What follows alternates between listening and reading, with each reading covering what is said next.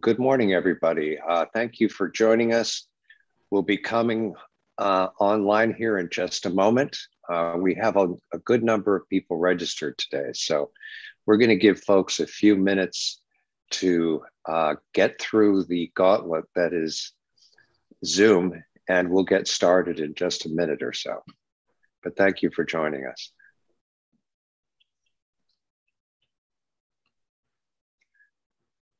While we're waiting for folks to come online, just to provide folks a little bit of sort of the Robert's Rules of Order, we encourage you to unmute your microphone and ask a question directly during the course of the presentation. We also encourage you to use the chat box. I'll be keeping an eye on the chat box and making sure that questions will be, people who pose questions there will get them answered. So we have two ways for you to participate. We encourage you to participate. Also, just by way of clarification in terms of how this process works, we expect this presentation to take anywhere from, I would say just under 90 minutes to just over. We don't see this taking the full 2 hours necessarily, unless we have an enormous level of participant engagement.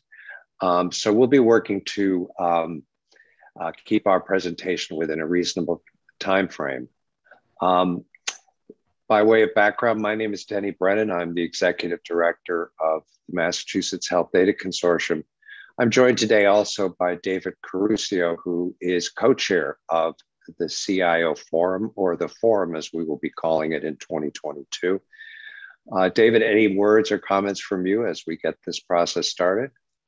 I just want to thank everybody for taking time out of the day early and being here and listening to the great presentation. We have Kevin Mullen and Dave Whitham talking about the Mass Highway today. I think it's going to be a good conversation. Thanks to everybody for joining. Thank you, Denny. Thank you, Dave. As you can see, this presentation is, this forum is being recorded. We will also have slides.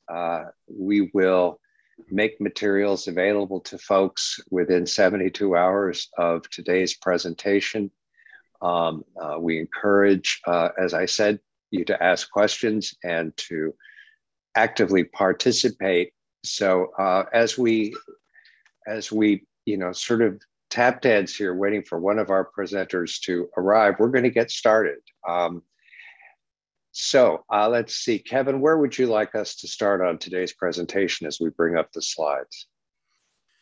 Well, I think we could probably get started with the first sections of the slides, the overview and the highway attestation. And then hopefully by that point in time, David has joined us. And if not, we may shuffle the deck a little bit and move around if that's okay with the group. I think that sounds fine. Why don't we get started? All right. Well, hi, everyone. My name is Kevin Mullen. I am the newly appointed Executive Director for the Mass Highway. I have been in this capacity since July of this year. Prior to that, I'd been working on a number of different HIT and HIE initiatives across the state and across the country. And I'm very familiar with the highway and its participants, its use cases, and the value that's being driven over the highway. So I'm happy to be in this new role, happy to be kind of reorienting the highway and some of the initiatives that we're focusing on to be, more future-minded and aligned with, where the industry and market is going. So I'm happy to be talking about that with you today. So I think if we jump right into things, we'd like to give you an update primarily on these areas: the attestation update, which is the process that we use to essentially monitor organizations connecting to the highway and using the highway. We'll give you an overview of our event notification service framework that is now live and operating for the state. David will be talking about the work that's been done over the last year, moving to a consolidated clinical gateway for public health reporting and getting that ecosystem on the AWS platform. And then we'll talk about some of the stakeholder engagement activity that's been underway to develop and define an e-Pulse initiative. And then we'll segue into some more future-oriented conversations about kind of how we're looking at the highway and the services we provide, some of the strategic planning exercises that we're going through, and specifically talk about some of the initiatives we're contemplating for public health reporting. So as now, Denny Kevin, mentioned— David has just joined us. So okay. I wanted to let you know, good morning, David. Welcome to our show. Good morning. And Kevin and Denny, my apologies. Not at all, not at all. Clearly, I'm not yet back into the full rhythm of our wonderful highway transport system. So I apologize for the delay. We have a couple of meetings going on today, so it makes sense for me to be in the office and enjoy the our big dig and our investments therein. So thank you, Kevin, for leading into this. Welcome to life in a three-dimensional world. You know, it's a change for all of us, but we appreciate your joining. So why don't we continue? And Kevin, are you continuing, or will David continue from here and you be picking it up at a— Yeah, so David, I've given them the overview of our agenda and what we'll be talking about today. So you could pick it up at the attestation update if you'd like. That would be great. Thank you, Kevin. Yep. All right, let's go to the next slide. Awesome. Thank you. So as you all are familiar with, every year we have our annual attestation that we require through regulation from our providers. This last year,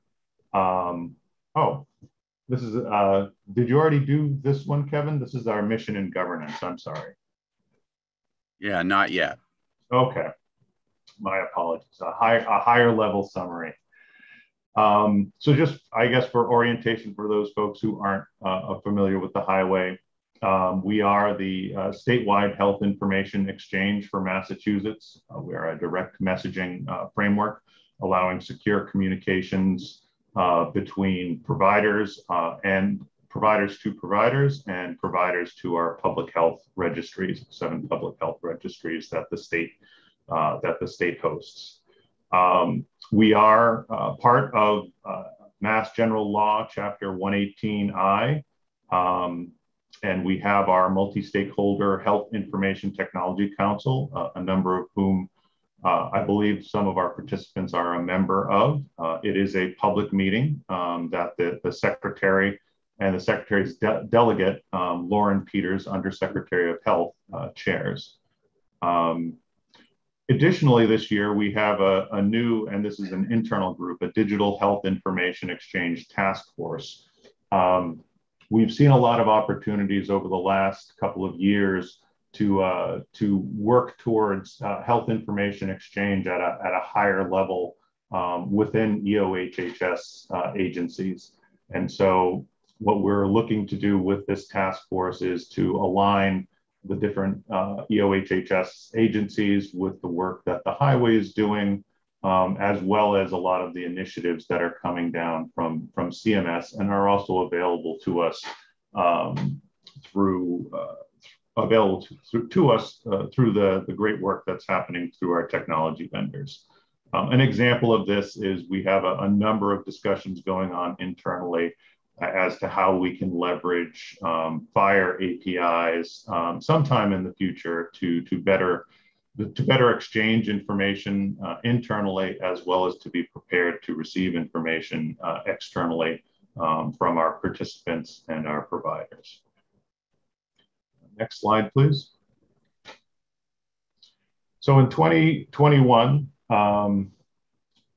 we have a condensed time frame for our attestation. In 2020, because of the COVID crisis, we extended our attestation period.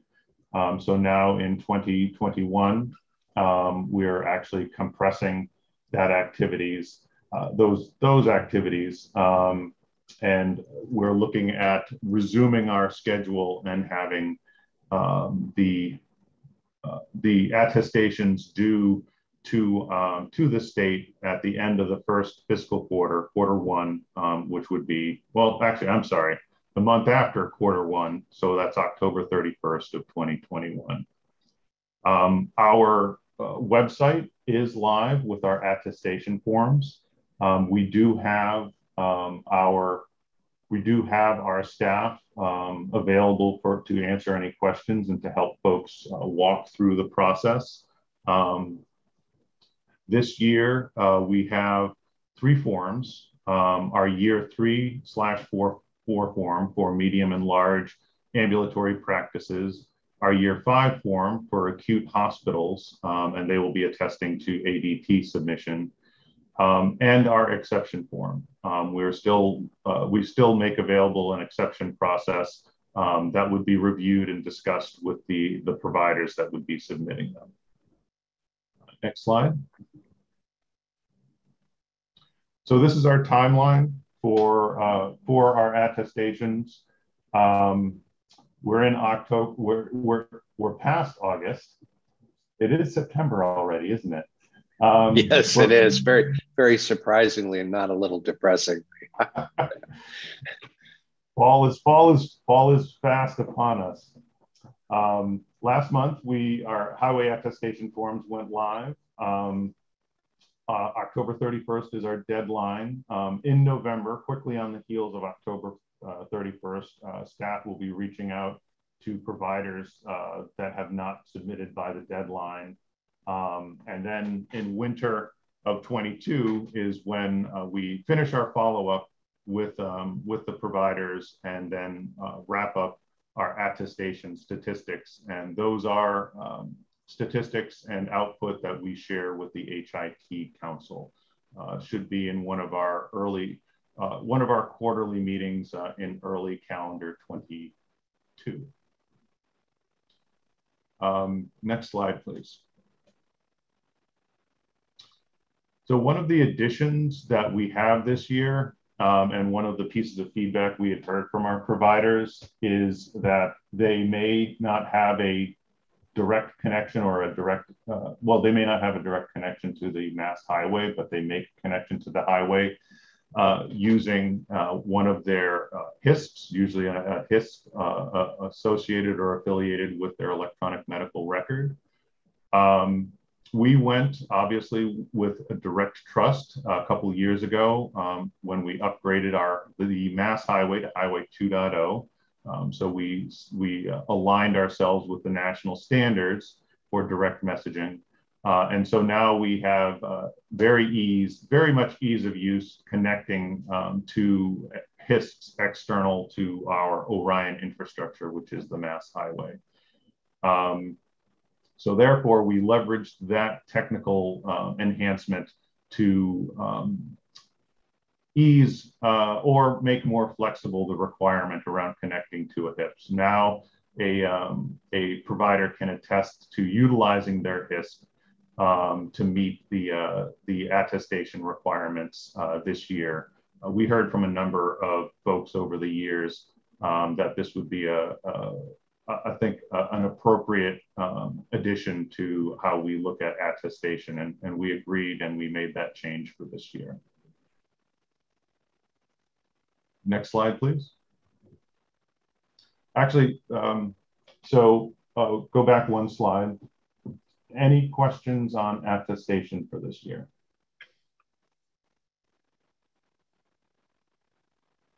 So far, so good. None coming through on the chat box either, Dave. Great, thank you. And again, if folks do have questions on it, you can call the main Mass Highway phone line or send an email, and we'll get back to you with answers on that. So just a quick update on our ENS framework. If you could go 2 slides forward. Great, thank you. I see a question there around the relationship between direct trust, SureScripts, and the highway. I think at a high level, SureScripts does have a is part of the direct messaging standard and is ENAC accredited. But we can follow up on that conversation offline and get into more details. Denny or Arlene, if you wouldn't mind just grabbing the individual's name on that question. Certainly. This is Craig Monson, who is a new member of the MHDC board from Atrius Health. So you're certain to run into each other, and we'll keep an eye on Craig's question. Thank you for that, Craig. Thank you, Craig, and we will get back to you on that. As many folks are aware, we have an electronic event notification service framework set up in the state of Massachusetts. Part of our regulations and requirements are for acute care hospitals to be connected to an ENS provider that is certified by the state of Massachusetts. That we have successfully passed through our procurement for that last year. We went live, and I apologize, I don't have the date, but the event notification service framework is live, and our two certified vendors, CMT and Patient Ping, are exchanging data, ENS data, back and forth so that they can be part of our ENS pool of ENS vendors. Right now it is at 2. But one of the goals of this ENS framework that we've walked through over the last probably 2.5 years is we didn't want to compete with the vendor market. We think that market is well saturated with very capable vendors who can provide event notification services. But we did see a gap in that providers to receive 100%, potentially receive 100% of the notifications across the Commonwealth. A provider would have to be contracted with multiple vendors. And so what we did was we partnered with the vendors to come up with a certification process that required them to still collect the information and collect the ADTs for the ENS service, but also share those ADTs where appropriate with other vendors, other certified vendors, so that customers of vendor B could be aware of notifications that might be happening with their patient that's happening with vendor A. And that's a bit of the diagram there below. I didn't want to exactly step through this slide, as this is a slide that we've covered multiple times in multiple venues. I'll stop here and ask if there are any questions for folks for the ENS overview. I just wanted to really take an opportunity to let folks know that we made our committed deadline for having the ENS infrastructure up and running, and it is working. And see if folks had any questions on that. David, we have one question from Vijay Bhatt, who is asking, can payers participate in the event notification services? Right now, the ENS services are limited for the framework that we're discussing is limited to providers. We have had initial discussions around payers participating. That's an area that's still in discussion within EHS. We don't have a position at this point yet, but if there are payers that are interested in discussing this more, Kevin and myself can find some time to dig deeper into that. We've heard some initial interest in that, but we haven't felt a big push other than some initial inquiries. So we're happy to continue that conversation. Thank you.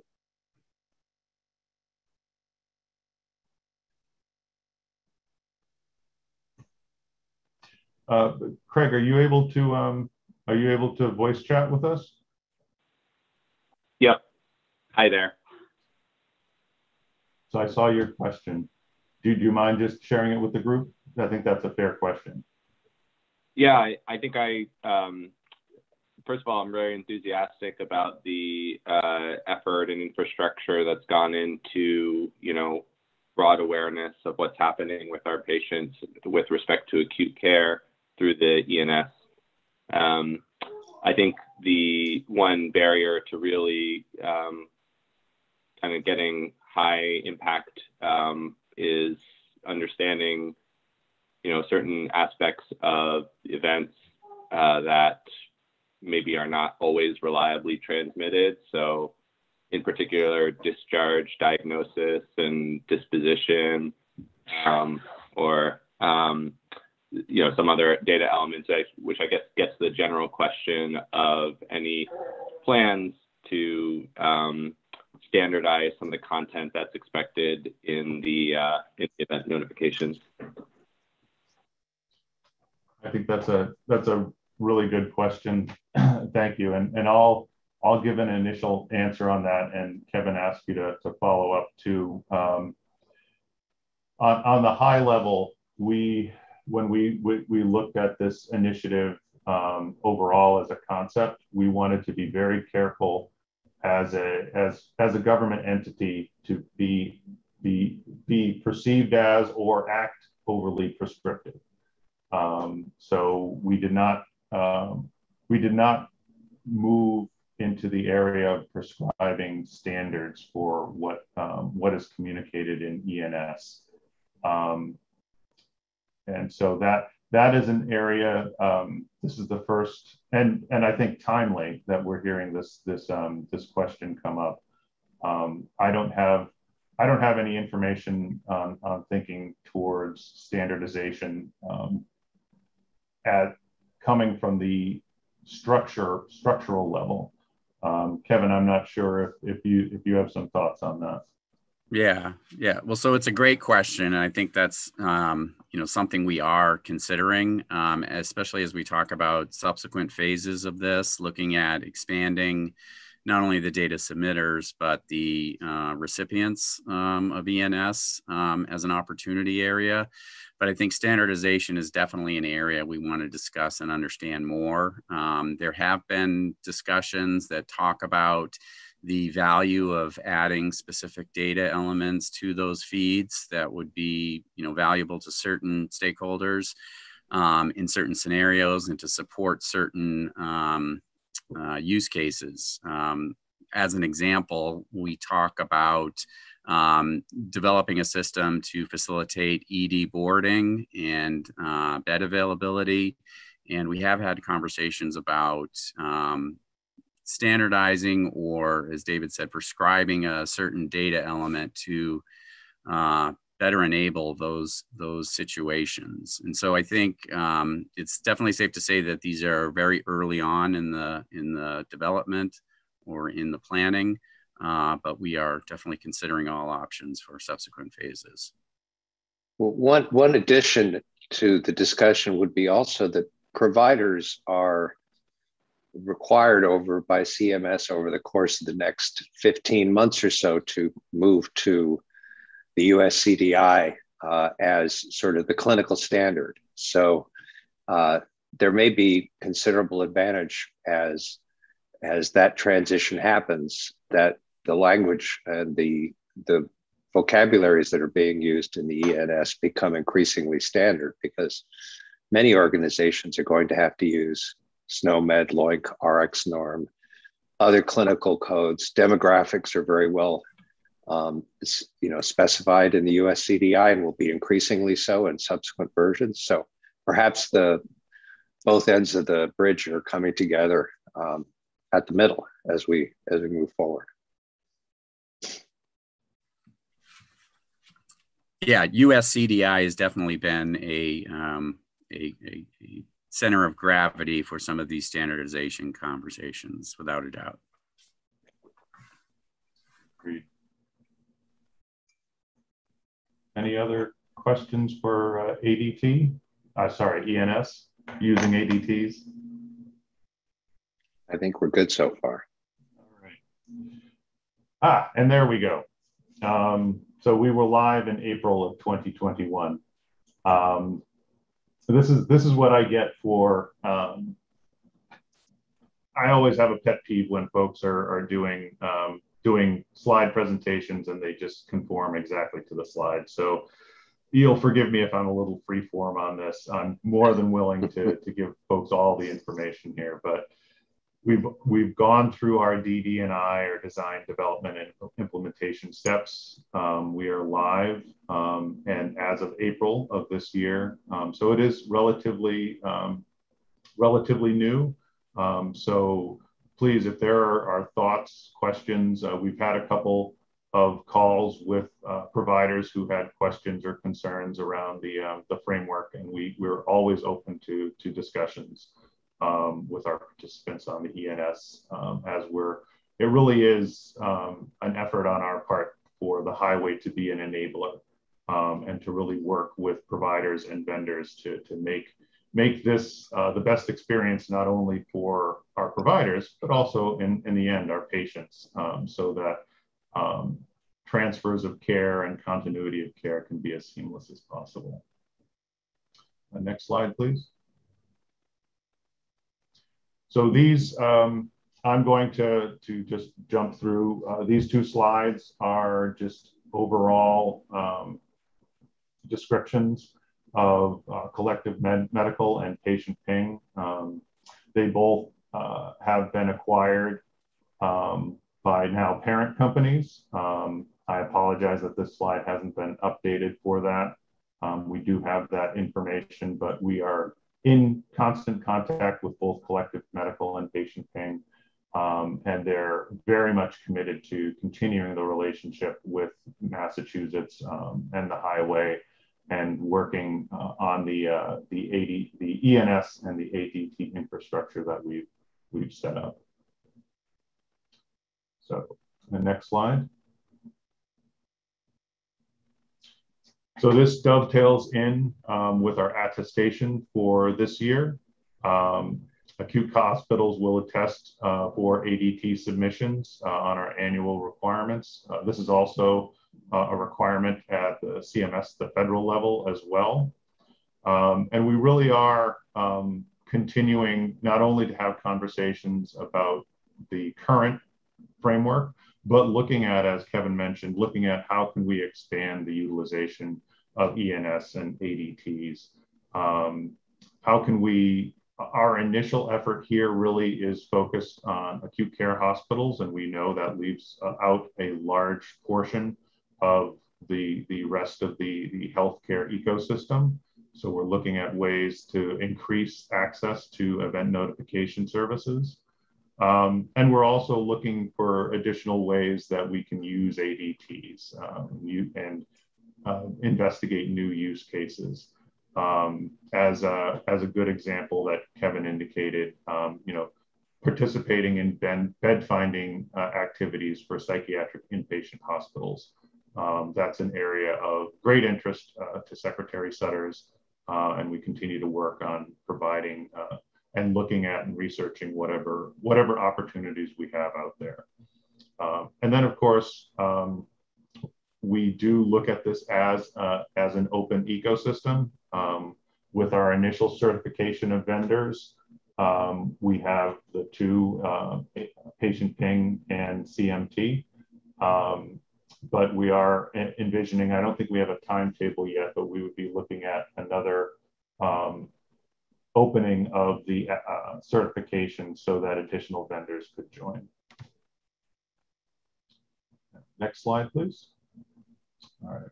Any questions before I go into the CCG and AWS update on ENS? So far, so good. Excellent. Next slide, please. Thank you. So as many of you may remember, back in 2018, 2019, we migrated the hiway not only from 1.0 to 2.0 so that we could utilize a platform, the Orion platform that's ENAC accredited, but also that we could have a platform that is cloud hosted in AWS. So quickly on the heels of that, we started up a project to move our clinical gateways, which are our gateway public health nodes on the highway, moving those from a private hosted data center to AWS.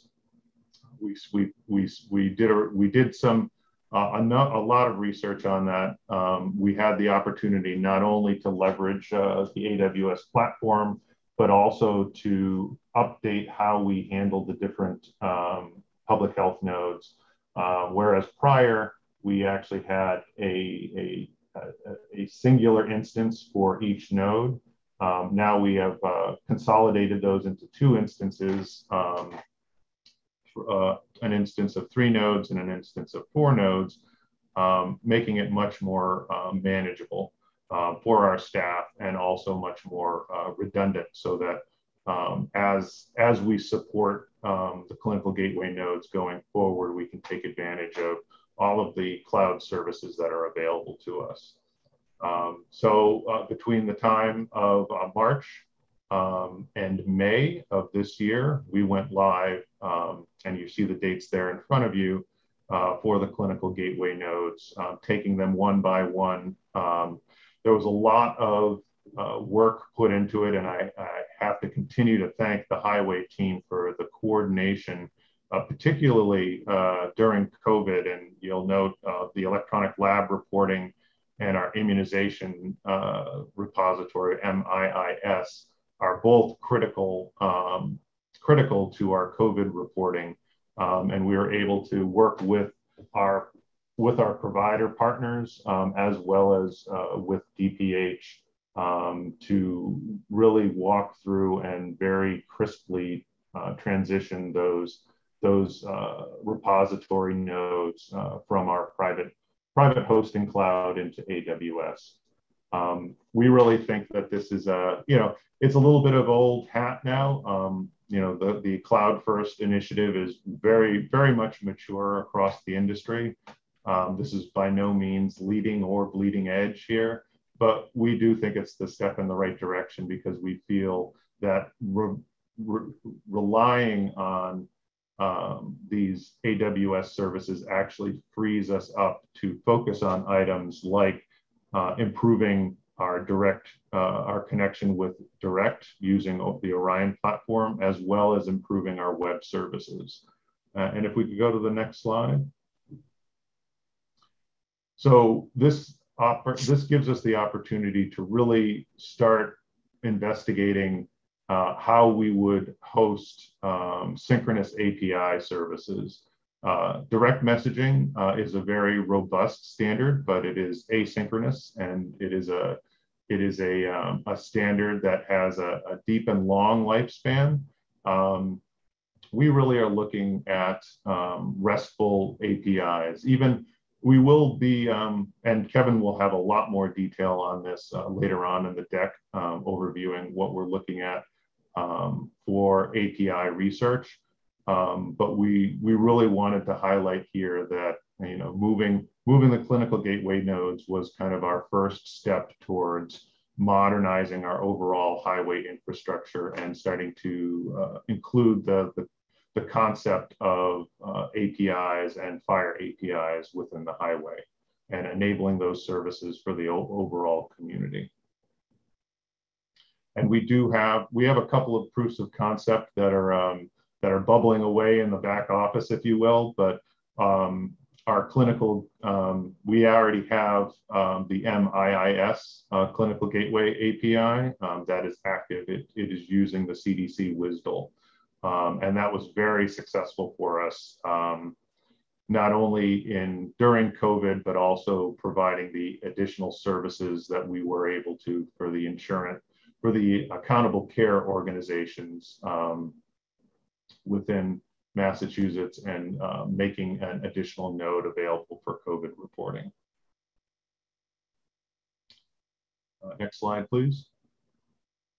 All right, any questions on the consolidated clinical gateway and AWS migration?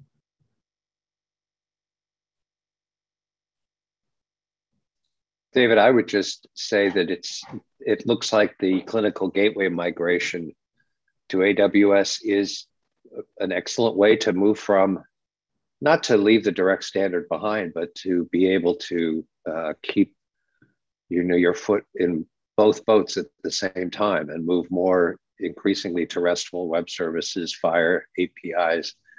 And those will take some time to reach full scale before the industry is using them. So the timing seems to be pretty fortuitous as far as the agency is concerned. Thank you for that, Danny. And I'll actually I'll be a bit greedy on that, and it's really thanks to the hiway team. It's more than fortuitous. I mean, we really took a look at this and saw that as an opportunity that we needed to take advantage of, not only internally for our own efficiency, but also to provide whatever help we can to the community as well. We see this as, part of our mission to continue to enable health information exchange with lowercase letters, right, throughout the Commonwealth. Right. Excellent. So I'm going to give a quick update on our ePulse initiative. If we could go to the next slide. And I apologize that we didn't include a quick brief briefing for those folks who aren't familiar with ePulse. The ePulse and MULST are a service that works with patients and providers for end-of-life guidance. And this is actually not only a topic for the Commonwealth, but it's actually it's also a topic that's being discussed at the national level. There's a good deal of inefficiencies around the MULST paper form and standardizing that form and sharing that form and making sure that the appropriate individuals have the most recent version of that form. The MULST and ePulse initiatives are looking to solve those high-level issues. Obviously, those high-level issues have a host of much more detailed considerations, but at a high level, what the ePulse initiative is looking to do is to take that end-of-life guidance and standardize it to the best of the industry's ability, and also to make that guidance available digitally to the providers who would be most impacted by that. I'm not overly familiar with this particular initiative. I do know that there's ongoing discussions between Secretary Chen of the Executive Office of Elder Affairs, Whitney Moyer, who is our Mass Health Director of Long-Term Support Services, as well as Lauren Peters, Undersecretary of Health. There's a great deal of interest in this. What we're doing right now in this ePulse initiative is doing a current state assessment. We're anticipating that should take approximately 2 months. And out of that will come a roadmap. We'll be doing a roadmap activity or a blueprint activity, and then looking to draft an RFP for the services that come out of that road mapping exercise. If I could go to the next slide, please. So there's a lot of activity. Obviously, this is not a technical initiative. This is being driven very much by the Executive Office of Elder Affairs and Long-Term Support Services and the provider community. There's been a great deal of interviews that have taken place and will continue to take place. If there are any folks that are interested in getting more detailed information on this, just let Kevin and I know, just let Kevin and I know after the meeting, and we'll connect you with the appropriate folks to have those discussions and provide a much more in-depth update on this. But we did want to provide this group with the information that this is an initiative that the highway is working on. It's an example of the type of enabling services, again, that we're looking to do with the highway. And it's not solely limited to Medicaid type activities. This really is across the spectrum of EOHHS as a whole. So if we could go to the next slide. I'm actually going to skip these slides. I'm not trying to give short shrift to the e-post. These next slides are basically descriptive to the steps that we're going through.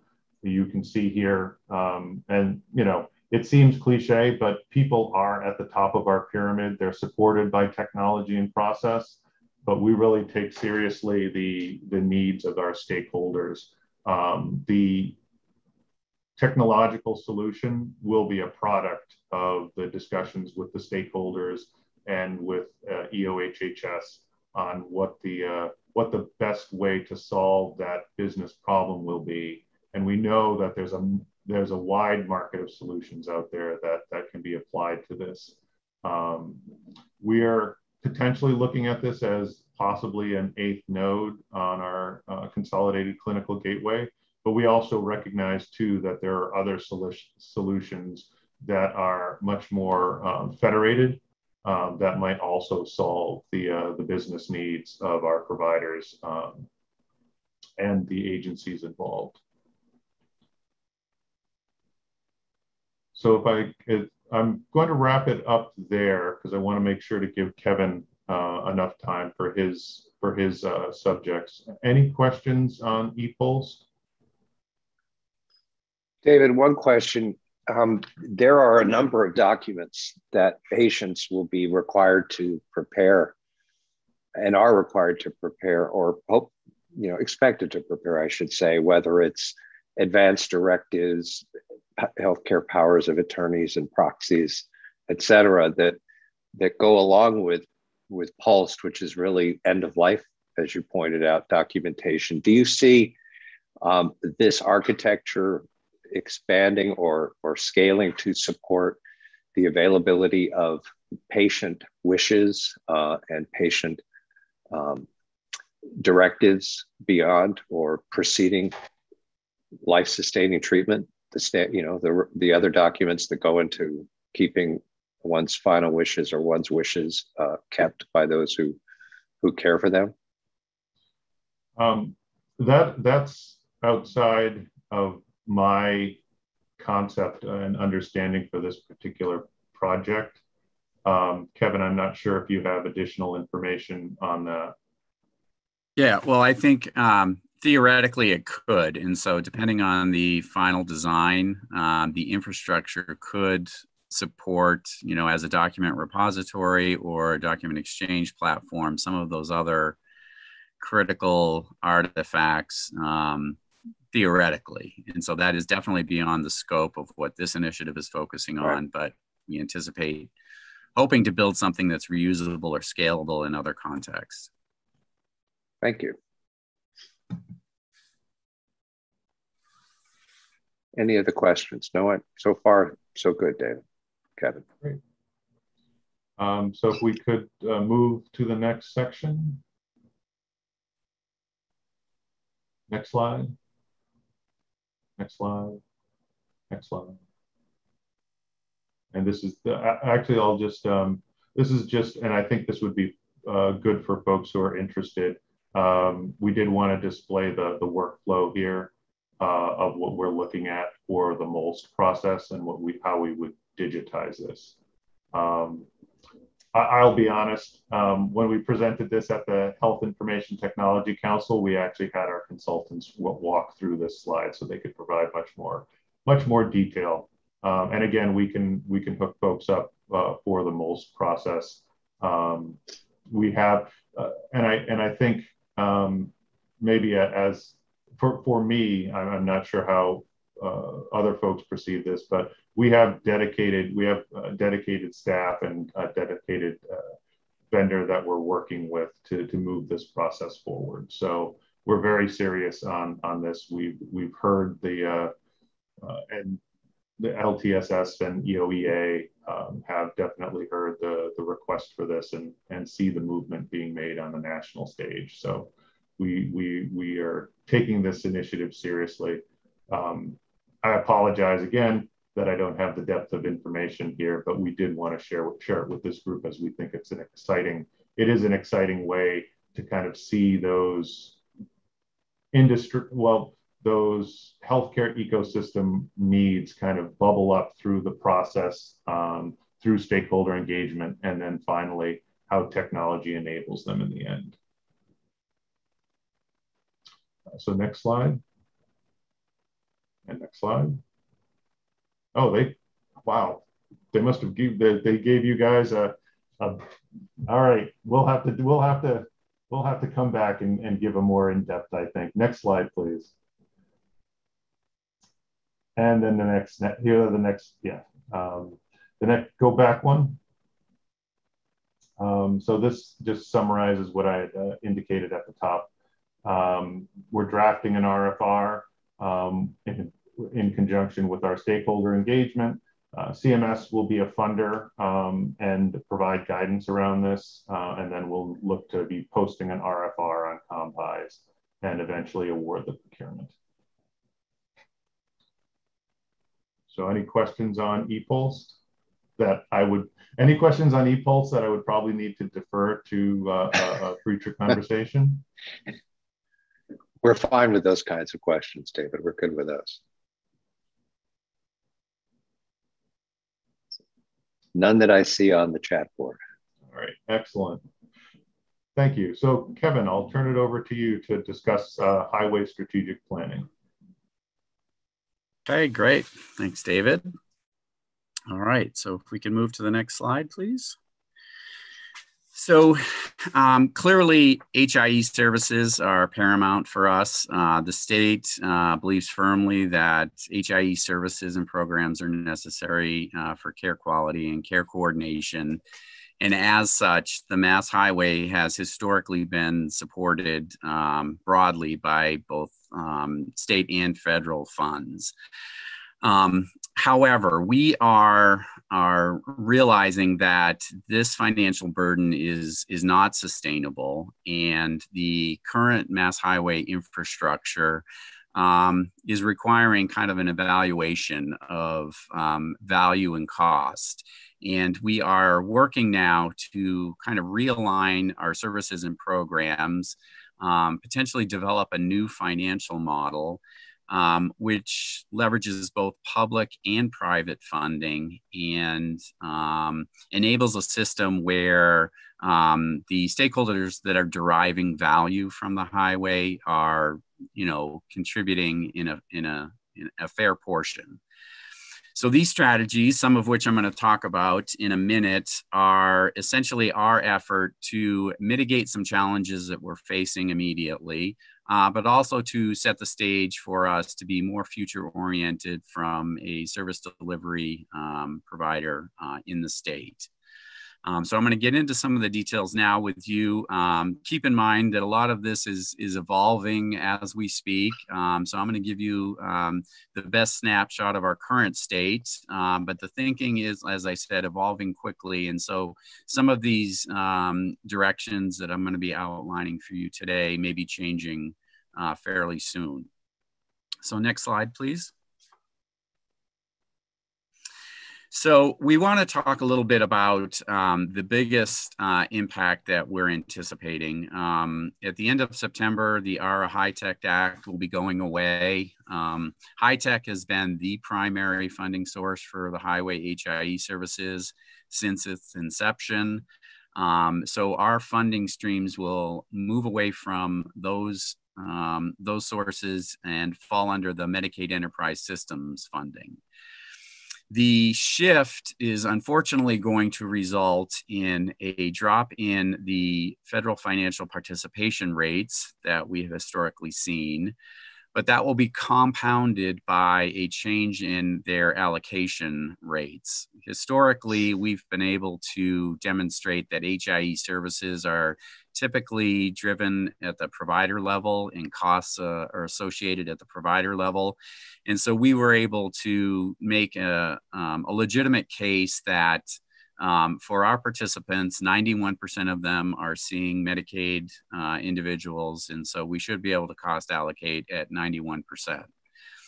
However, Medicaid has unfortunately said that that is going to result in an unfair share of their burden, and so they would like all of our activities to be allocated based on the Medicaid population.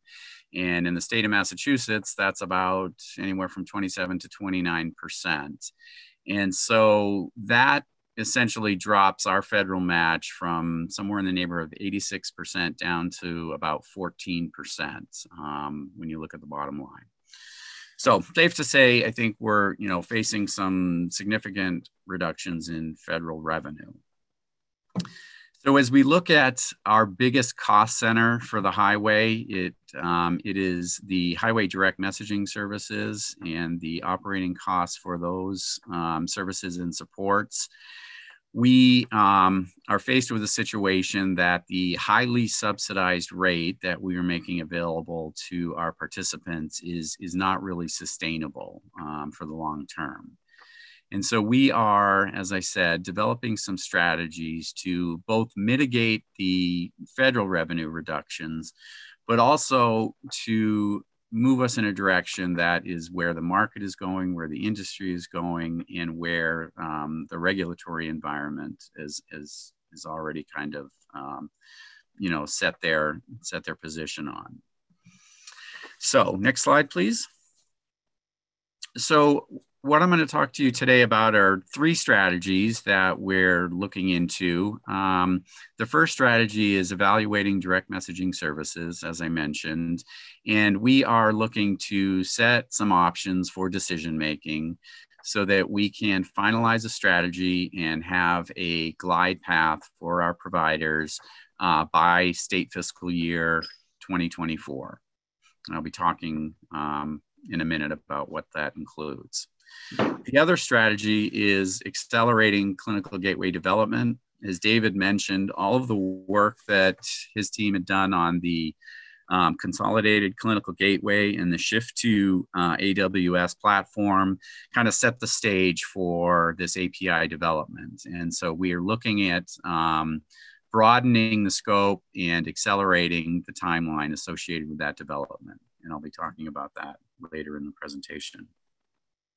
And then the third strategy is essentially having a tighter focus for our programmatic activity, the outreach and education services that the highway provides. We are now, as I said, refocusing that activity to primarily support strategies 1 and 2, and to eliminate some of the bloat in our contracts, if you will, to get those to be, right-sized, if you will, to make them focused on what we really see as the value areas for our services. Okay, next slide. Okay. So as I mentioned, highway direct messaging services are our biggest cost center for the highway. Right now, the highway participant rate card is structured with 5 tiers. Essentially, tier 1 represents the largest health systems and hospitals in the state. Tier 2 are the large ambulatory groups and small or community health centers. And then tiers 3, 4, and 5 represent smaller ambulatory care, individual providers, and some of the other sectors of healthcare, so behavioral health and long-term post-acute care. But the rates are structured based on those tiers. So organizations get assigned to a tier and they get assigned a fixed rate. And that fixed rate basically enables all HIE services over the highway. There's no transactional costs, nothing driven by volume. It's a flat fixed rate fee. So as we consider our operating costs for the future, as I mentioned, the current model for highway direct messaging services are really not sustainable. So we are looking at primarily two options right now. The first is developing a sustainability plan. There's a number of different levers, if you will, that we could toggle to kind of reach sustainability. Vendor contract negotiations are underway right now. We are actively looking to kind of right size those contracts to make sure that they fit with, the services we're currently providing and the services we anticipate needing in the future. We're also looking and talking with other agencies that are using the highway, Department of Public Health being the most prominent one, but there's a number of other agencies that either are receiving value over the highway or are considering using the highway for supporting some of their operational and exchange activities. So we're talking to those agencies about, what contributions might look like from their perspectives, where they're deriving value, and how we can align, the cost and value essentially for those groups. The other thing that we're considering, as I mentioned, with the rate card is a participant fee increase. It's safe to say that, some of the larger organizations have been the beneficiaries of highly subsidized rates for the last 10 years. When you look at a group like, I don't want to call out specific groups actually. So as you look at the largest health systems in the state, I think it's safe to say that they've been getting a really, really, really good deal on direct messaging services. And so we've had direct conversations with these groups and they acknowledge that, they accept that, and they are definitely willing to step up and make a larger investment for these services. And so we are now in the process of not only gathering stakeholder feedback, but forming some group discussions so that we can build consensus and commitment to all of these different levers and set a firm strategy and communicate that strategy out to a broader group. Option two is our worst case scenario contingency. So if we are not able to find a path to sustainability, we are going to have to retire direct messaging services from our portfolio. We anticipate transitioning our participants to viable market alternatives using different health information service providers for direct messaging. There's a lot of different solutions out on the market. Clearly, the large organizations have a lot of options available to them. The challenge will be some of the smaller organizations just may not see the cost to value. And unfortunately, there is some concern that some of these smaller groups may go back to faxing, and that's something we want to avoid if possible. We will be, as David mentioned in the attestation update, Direct Trust is a viable interoperability solution, and so using Direct Trust will meet your highway connection requirement. So we will definitely leverage that sub-regulatory guidance. But I think it's safe to say we will have to update some of the policy or the policy components regarding highway connections if we were to retire the service. Regardless of the option we decide, we are establishing a 2-year glide path for our participants. And so none of this will be moved into production prior to October of 2024. Is that right, David? Right. 2020 or yes. September of 20. Yeah. Fiscal year, right? So we've heard from stakeholders that 2 years would be the minimum amount of time they would like to transition away from highway provided direct messaging services to a market alternative. Some groups have been vocal about having more time. Others feel like that's plenty of time. So we feel like 2 years is a reasonable amount of run time if we were to have to make this decision. So we will prepare these options, get consensus on these options and finalize the decision by October of this year. And then we will move to subsequent planning activities, policy changes, and transitioning support, depending on the option that is decided. So I know there's a lot of information there, and there's probably a lot of questions. I'm happy to pause at this point, or we can go to the next slide, which I think summarizes some of the feedback we've been getting.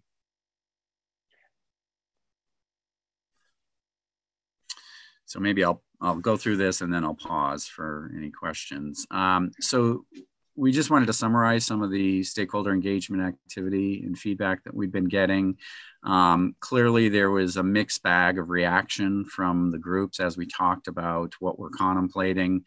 The groups that are using hiway direct messaging are using it for a variety of reasons, some of which include that it's a requirement, but a lot of people mentioned that it is easy to use and it's definitely affordable. It is heavily integrated into a lot of clinical and quality reporting workflows. This is up the gamut of provider size and scope. So the largest organizations do have hiway direct messaging heavily embedded in their workflows, even though they have multiple opportunities to use other solutions. Changing the direct messaging services would cause a significant disruption to those provider workflows specifically. And we did hear that a number of groups are using hiway direct messaging for specific exchange scenarios. As an example of that, for our event notification service, provider groups that would like to communicate event notifications to groups that fall outside of their exchange flows or their networks could use hiway direct messaging to send those ADT messages essentially. And so a number of groups are using hiway direct messaging services to send ENS messages. When we talked about a rate increase, there was strong reaction. When we originally had these conversations, we were contemplating a 7 to 10-fold increase on the rates. And I think it's safe to say that had significant shock for some of the groups. We're finding that most of the groups would be very receptive to 1.5 to 2 times the current rate structure. But beyond that, we probably have to have some serious conversations about where the value is and what the cost and impact would be to shift. You can see some comments over there on the side. I think, there were a number of groups that have come to view the hiway as a utility type service, and they feel strongly that it should continue to be subsidized, by the feds, by the state. And we don't disagree with that. A number of groups felt that, this is a vital tool for interoperability. There are a number of different exchange modalities, like query HIE services that are available through Care Quality or the Commonwealth Network that don't really provide push notifications as seamlessly as direct messaging does. So that's some of the feedback. As I mentioned, the next steps are we're going to kind of continue to wrap up some of the stakeholder engagement and normalize the information we're seeing, and then look to set some group meetings to formally review these, consider options, and make some decisions. So I've said a lot there. I'm happy to pause for any questions or if I can clarify anything. Well, this is an important moment of truth. I think that sounds like we have a number of issues that are probably not unique to the hiway, where the strong capabilities of a direct messaging service are very expensive and without supplemental funding, difficult to support. Increasingly, we're seeing providers as well as health plans, but providers in the case of provider to provider exchange being required to support, FHIR services, RESTful APIs. And there's probably a bit of a battle royale, albeit an invisible one in the industry, between the role of health information exchanges as sort of centralizing and distributing vehicles, and the point-to-point connectivity that is envisioned in CMS's interoperability rules, where patients, providers, health plans have access to the information that each of them needs directly, and via the interfaces that providers are required to have in their electronic medical records over the course of the next 15 months or so. It seems that there may be an opportunity to develop a fire gateway related service. You've done the infrastructure work with AWS, which is critical. It would be much more difficult to do. But in some ways, it seems that leveraging the investment that all providers and plans have to make in pushing their data to the edge of the enterprise is a critical possibility for the highway, a means to access data using a different infrastructure, using a different set of tools than was the case with direct messaging. Are you envisioning the possibilities that fire and the regulations that are requiring fire implementation by providers and health plans as something that allows you to democratize, kind of spread around the cost of maintaining the services that you offer, so that you're able to do that without the the big chunk that is an HIE sitting in the middle? Any comment or question that you have regarding that? Yeah, no, and I think that's actually a perfect segue to our next section, where we're talking about building the API foundations. But so I think you're absolutely right that we want to develop solutions that are aligned with the regulatory environment. So the CMS interoperability and patient access API requirements. That is actually a separate effort, one that David is leading, but there is a whole continuum of development for standing up those APIs and fire capabilities to enable the third-party application access and member access that are required under that for the regulated payers. So that is a parallel effort to what I'll be talking to you today about, which is the development of those same or similar API and fire integration capabilities to support the public health reporting. But I think you're absolutely right. We do want to both capitalize and leverage the regulations that are being imposed for certified EHRs and for the providers to make sure we provide a more equitable and accessible solution.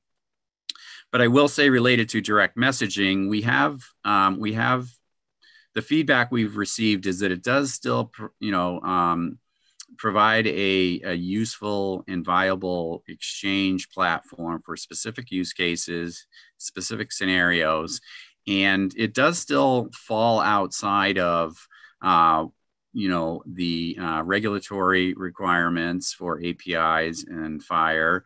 It falls outside of TEFCA.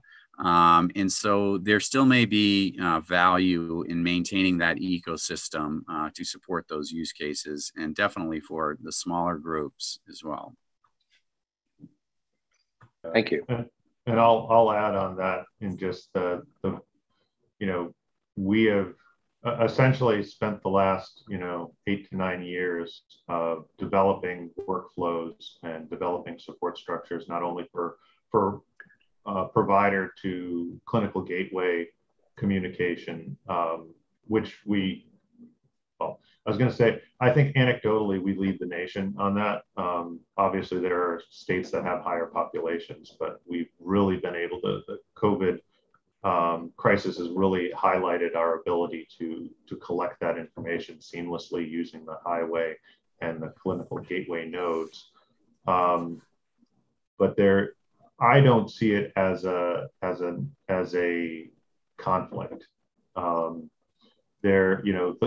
fact that direct messaging provides a provider directory that is searchable, and it provides distinct addresses, is really powerful. I know Fire is looking at similar functionality, but Fire is still developing as well. And I have full faith that our investment in Fire will pay off. But I also have faith that our investment in direct messaging will pay off as well. I don't see them. There will be areas where there will be overlap, and there will be what looks to be competition. It really is kind of, in my mind, more of a sorting out as we grow and evolve our healthcare information ecosystem. Well, all good solutions are hybrid solutions, as they say. So exactly, we can appreciate that. Any other questions from folks on the call with respect to the stakeholder feedback and the challenges that the Mass Highway is facing?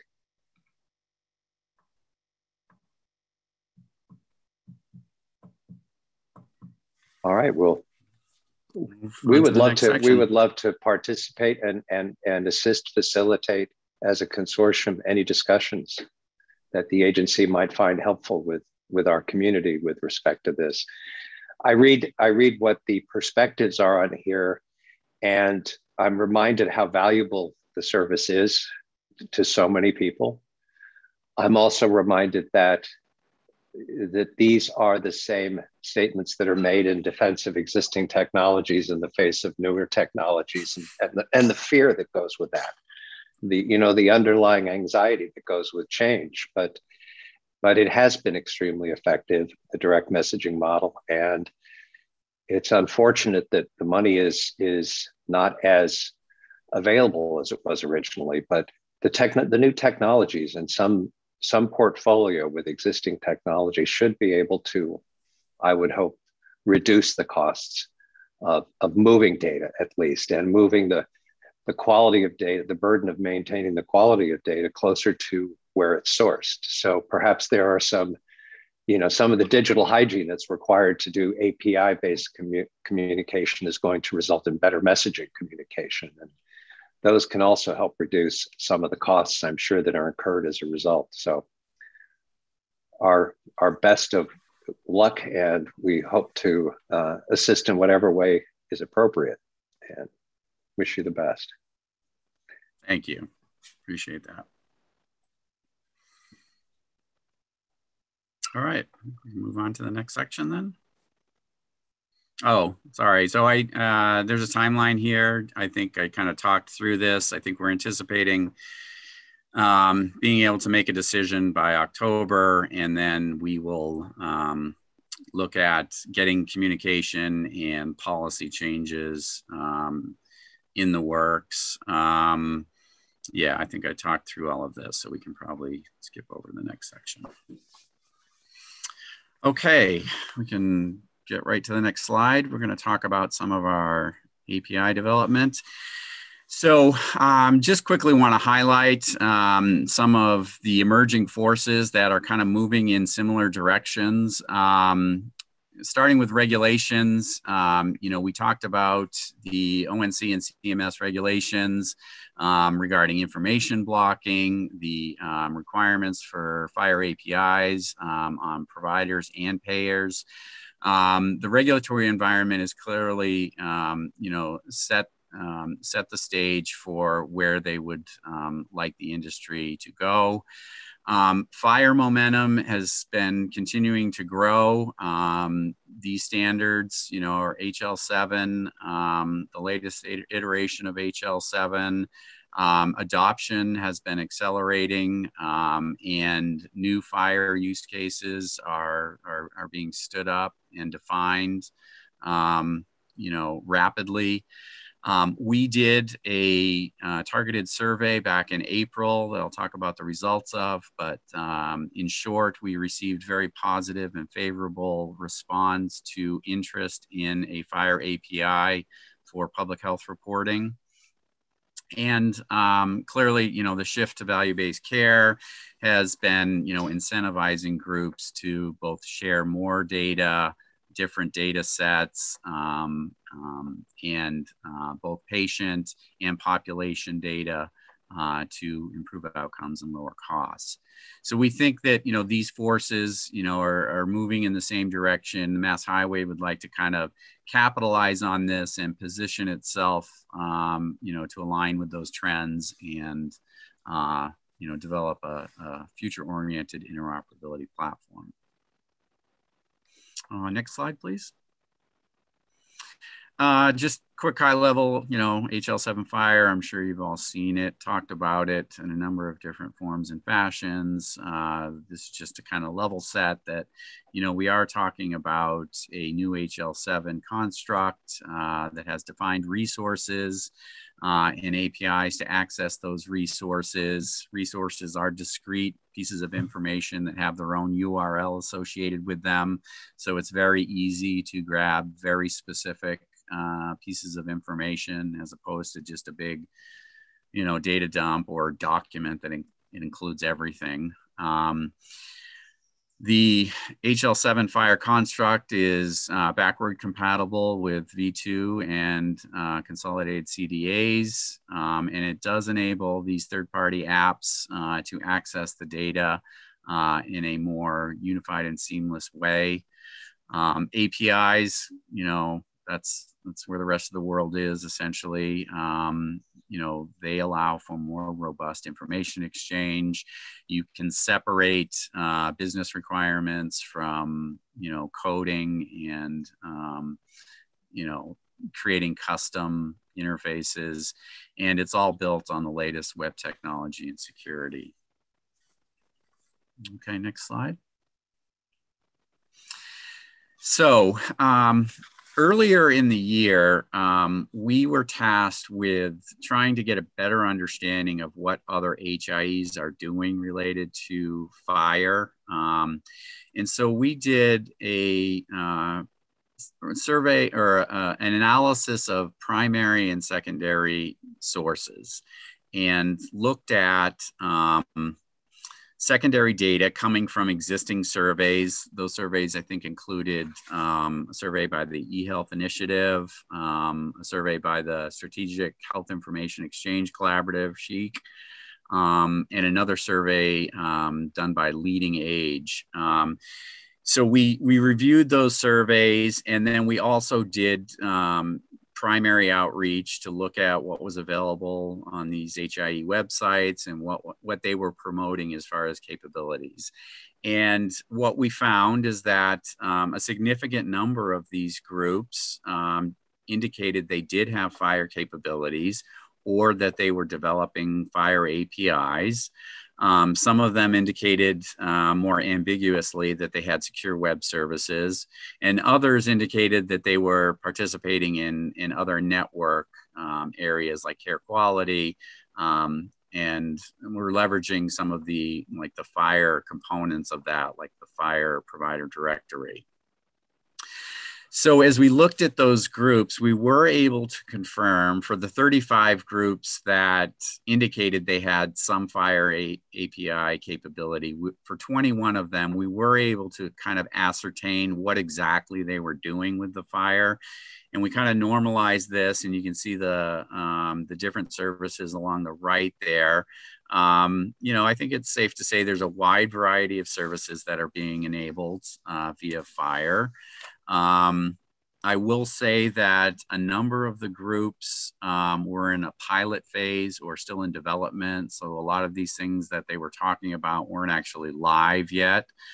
And a lot of the HIEs that we looked at are different from the highway in the sense that they have a centralized repository. So they have a different model, and fire can be leveraged in a lot of different ways. But I think it's safe to say that there is good activity across the HIE ecosystem as far as fire development. And so next slide, please.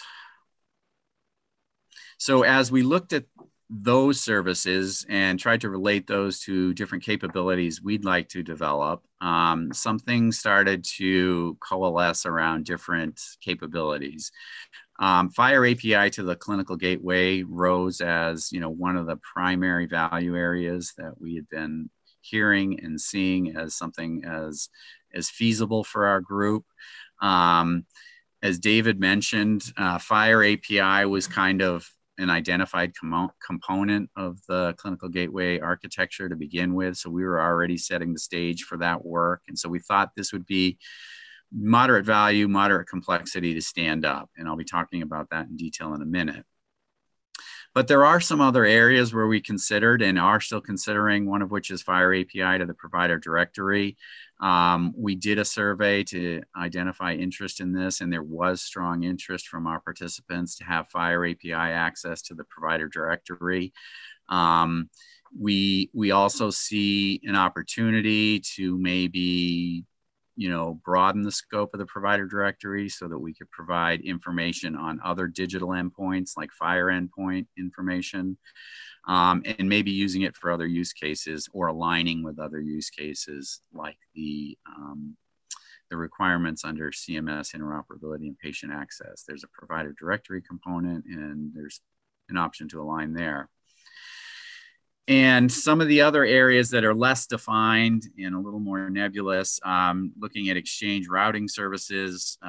With Fire, it is truly point to point, but we understand and anticipate that participants will probably prefer to use their existing health information service provider connections to communicate. And so there may be a need for facilitating hopping across multiple nodes or networks to support these Fire exchanges. And that's something we're, you know, considering. And then the other opportunity area is kind of a broker message transformation service. We're developing those capabilities for the clinical gateway, as I'll be talking about in a minute. And so there is an opportunity for us to maybe expand those for other stakeholders or other use cases. You know, we're developing the technical capabilities, the subject matter expertise. And so there's a feasible pathway there for us to maybe, you know, grow that. So these are things that are being considered. Again, this is really early, just things that we're kind of looking into. But I do want to talk about some of the actual concrete work we're doing on Fire API to the clinical gateway. So next slide. So these were our action items coming out of some of that primary and secondary review exercises.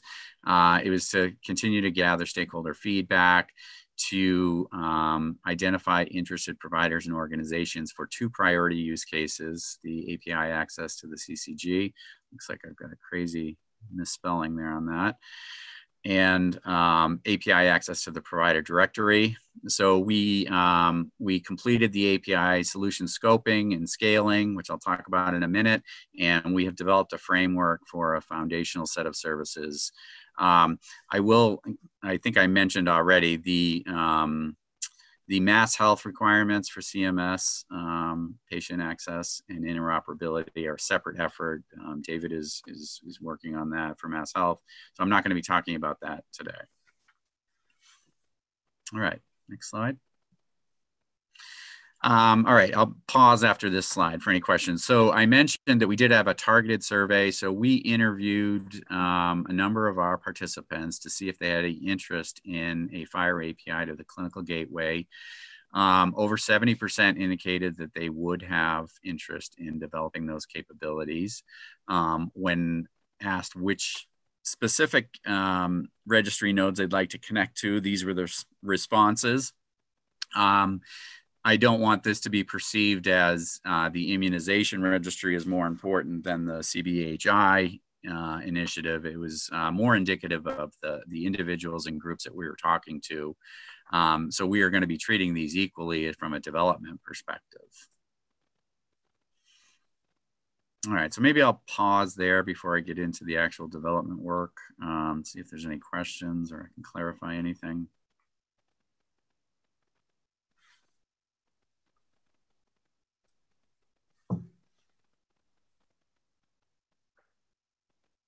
Okay. All right, so the Clinical Gateway API and Fire Integration Initiative is going to be implementing secure standards-based APIs with Fire integration by redesigning the current state architecture and data systems and revising the business and technical processes that support those systems or that utilize those systems. The intent of the project, and this is probably the most important part, is to develop a foundation for a common API infrastructure that we can use for multiple public health use cases rather than building individual purpose-built solutions for each of the clinical registries. And so this is our method of separating business requirements from the coding, essentially, and designing a system that is scalable, reusable, and extendable to other applications. And so wherever possible, we're going to align everything we're doing with the industry API infrastructure work, the standards that are being promoted, and the use cases that are being developed in the various fire accelerator projects and initiatives that are underway, so that we can set something that sits well in a future-oriented manner.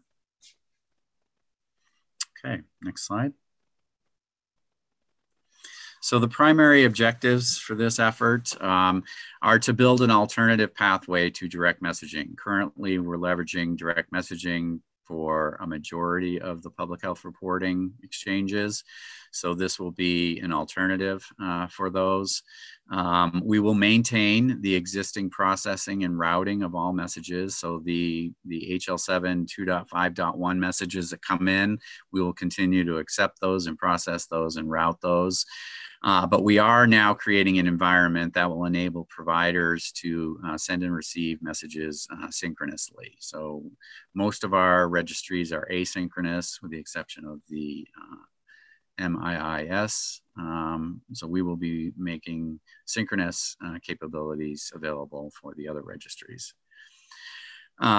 As I mentioned, we'll be creating support for multiple channels. We'll be developing the RESTful web services, but we'll also be developing SOAP services for those organizations and groups that can't quite get to the RESTful API platform. We'll have SOAP protocols built to facilitate those exchanges. And as I mentioned, we will be doing fire transformation services. So we'll be able to accept a fire message and transform it to whatever the backend registry needs. And then likewise transform outbound messages from the registry nodes back into fire out to the participants. And a subsequent activity, we'll be developing the OAuth 2.0 authentication protocols, which are necessary for fire. And so we'll be building those. Currently, we leverage a username and password credentialing system. We'll continue to use that for some of the early proof of concept and first pilot groups. But as we move through this, we anticipate developing OAuth 2.0 protocols. And I think we'll talk about in the timeline, but by January of next year, we should be in a position where we're ready to publish our specs out to the provider and developer communities so that we can start to engage those groups with specific connections to the public health nodes. Okay, next slide.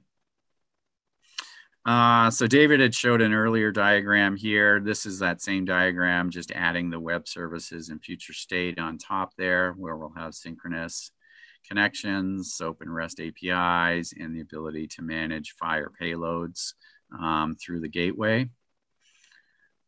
I think the next slide probably gives.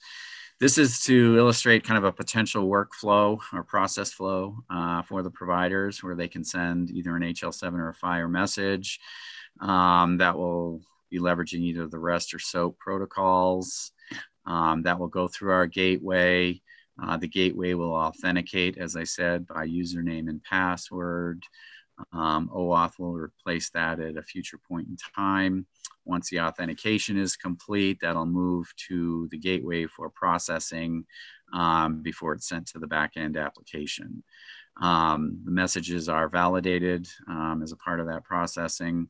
And then not only will acknowledgements go back out to participants, but we anticipate, a true bidirectional synchronous exchange between our stakeholder participants and the backend applications.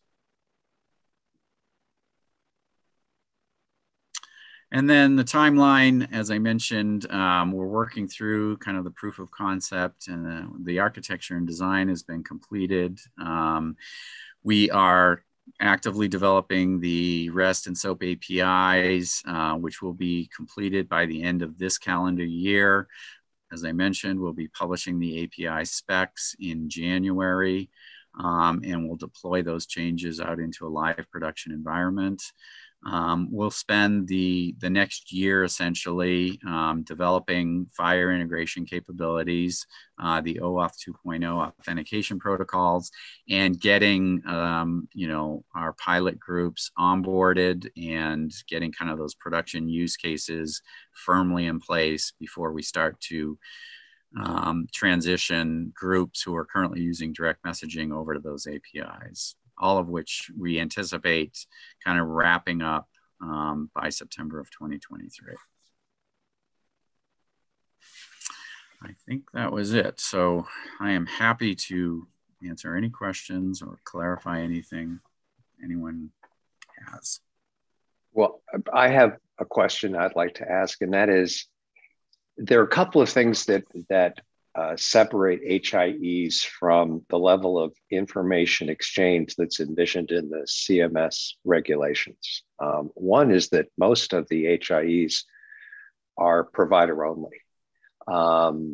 And most of them, as you pointed out, or a good number of them, act as, extract, transfer, load operations that have to perform a good number of data transformations before the data can be moved to the next step in the process, which runs afoul of the need for, synchronous capabilities. Has the agency, has Mass Health contemplated working with other health plans in the market who have to, certainly with a narrower mission, but have to accomplish some of the same technological objectives? They have to be able to stand up provider directories. They have to have a patient access API. They have to be able to support payer-to-payer exchange when a patient changes or a member changes health plans.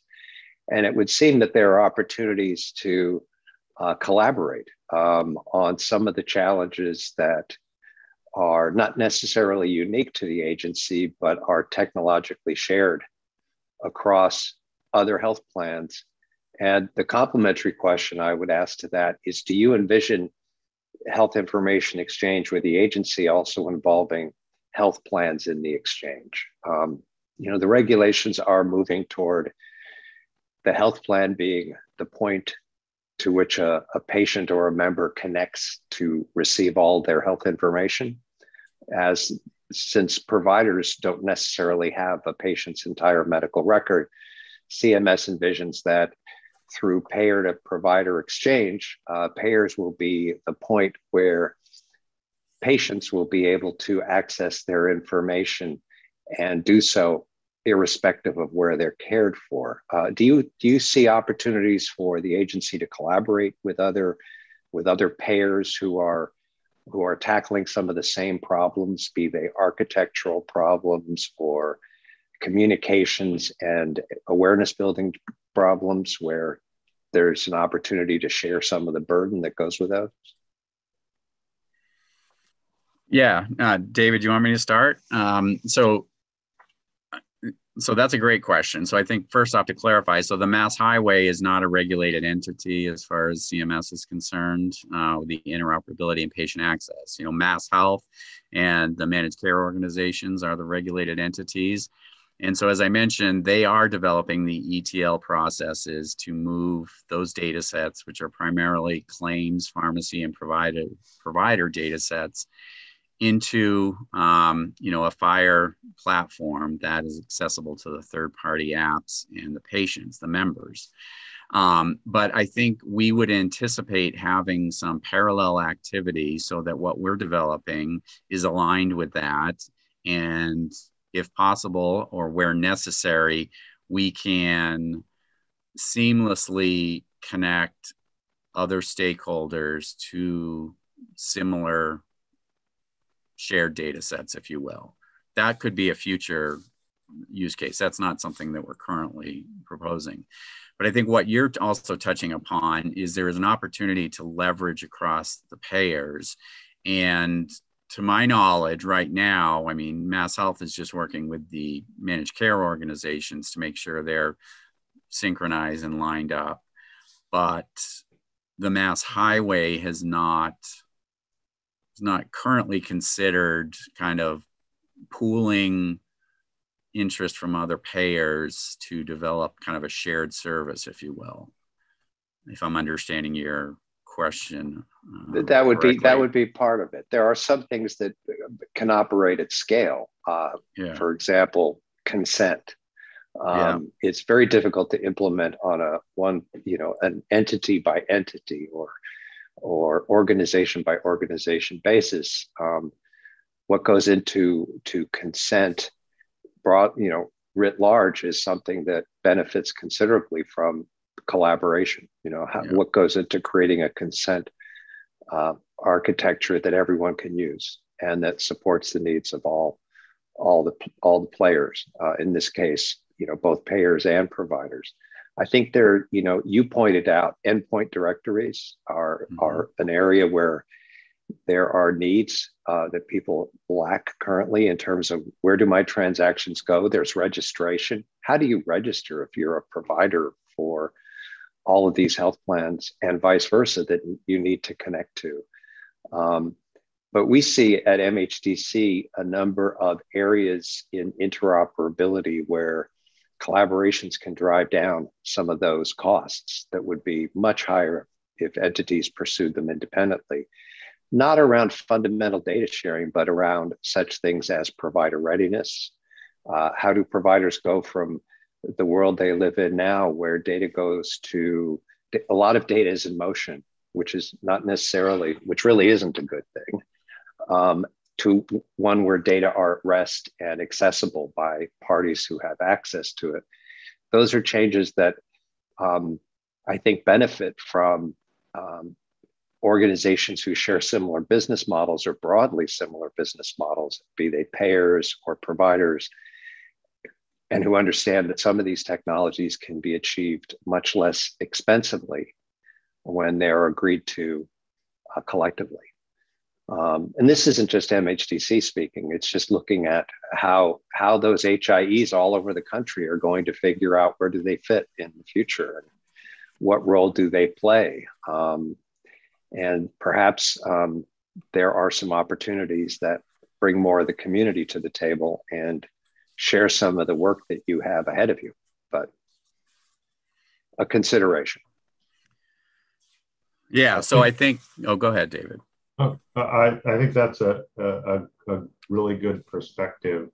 I think, and it really does touch on, I think, points that Kevin and I have raised about the highway being an enabling entity, right? And being able to, consent is a great area that it is a challenge. It is a process that's shared by all. So there might be some opportunity there to collaborate and harmonize. I think the challenge always is, finding that right business case at the right time. Just as, so we frequently have conversations with CMS at the state Medicaid level about collaborating with other states and other state Medicaid entities. And on that level, there are occasions where we're able to do that and leverage our combined skill set and knowledge to come to some larger projects an example of that is the Meaningful Use Mapper Collaborative that 14 states put together to collect meaningful use data over the course of the last 10 years. The difficulty is always aligning those priorities between multiple stakeholders. I am by no means trying to rein on any thinking like that, but I do just want to, I guess, put out there that we're very aspirational as to what we can do, but we're also very realistic about what is possible, and the timing needs to be right. There's a lot of activity going on, and I think you kind of pointed out with that the example of consent. You know, aligning on standards and ways of approaching consent is very different from information at rest, right? Information at rest then becomes much more focused on the parties that the information is, that the parties that are the sources of information and who has ownership. We all know that's an area that we constantly work around security and privacy and ownership and access. And consent is kind of the wrapper for all of those concerns in some way. So I really like, you know, this forum here where we can have these types of discussions to kind of dig that next level down to say, you know, consent might be really, you know, a really good potential use case. Information sharing at rest, that has a lot of, that is a much more thornier issue, but it depends. Is it a public, is the data essentially public data like a provider directory, or is it private data like patient or clinical data? I really think you and the Mass Health Data Consortium are doing a great job aligning on the quality metrics and that initiative that's going on. You did a really interesting presentation, I think, last month around the nuts and bolts of what you're trying to accomplish. And those are exactly kind of the gravity wells, if you will, that will attract more attention and attract more momentum to make things happen. You know, on the, I have a deep and abiding passion for HIE, not only from the EOHHS side, but also as a previous CIO, provider CIO. So I like the opportunity to have these discussions around, you know, digital enablement. I think the conversation around health plans is an evolving one. You know, where are we? There's a big push for patient-focused locus of care. There's a big focus for provider-focused, particularly around coordination of care.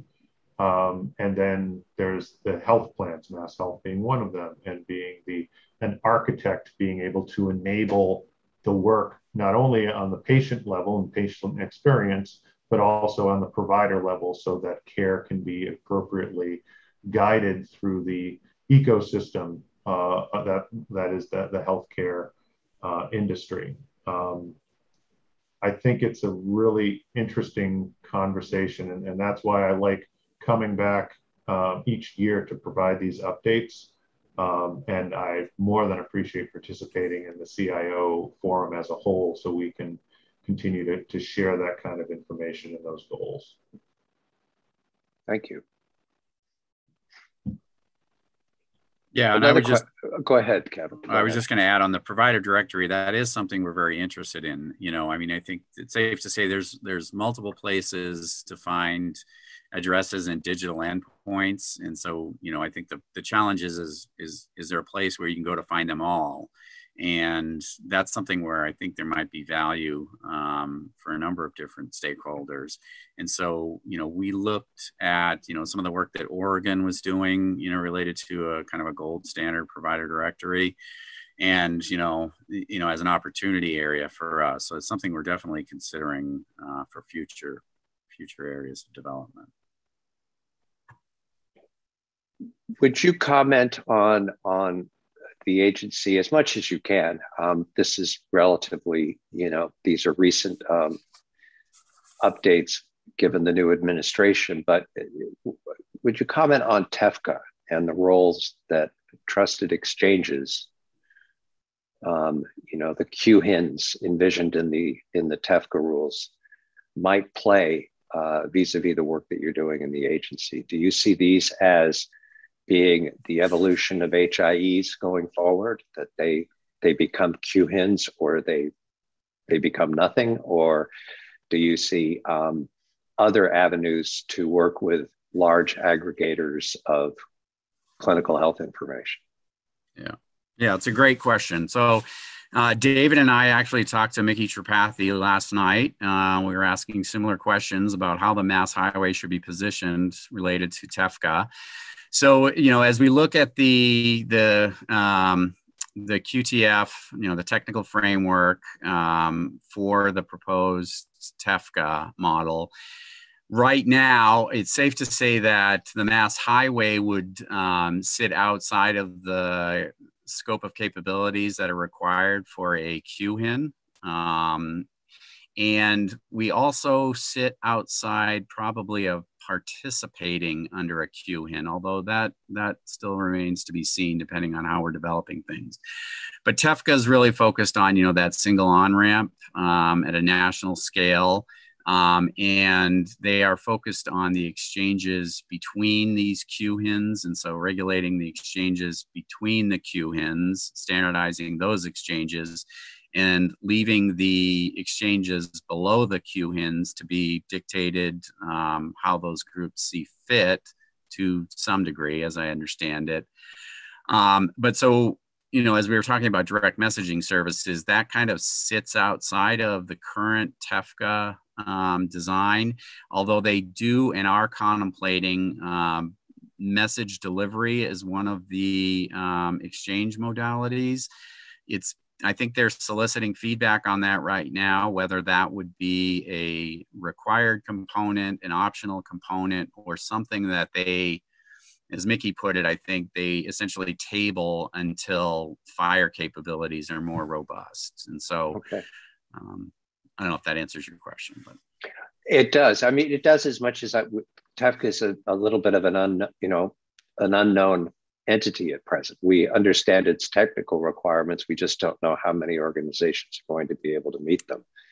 Right. So that remains to be seen. Are there any questions from members of the audience? We're approaching the top of the hour. I'm mindful of people's time, and we want to be sure we capture any questions from folks before we adjourn today.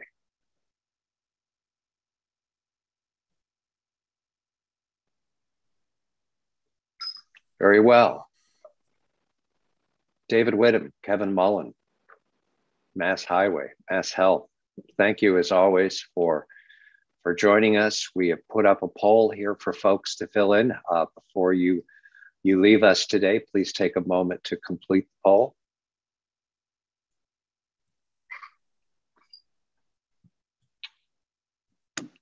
Thank you for having us. We appreciate it's been a pleasure. We really you. Appreciate having you join us every year and participate in our CIO forum on a regular basis. I want to thank everybody who has joined us today for your time. It's a lot to ask for nearly 2 hours on an early morning, but we appreciate your giving us this time, and thanking both David and Kevin again. We will take this time to adjourn the meeting. Thank you all, and stay well and stay safe. Have a good morning, everyone. Thanks, Dave. Thank you all.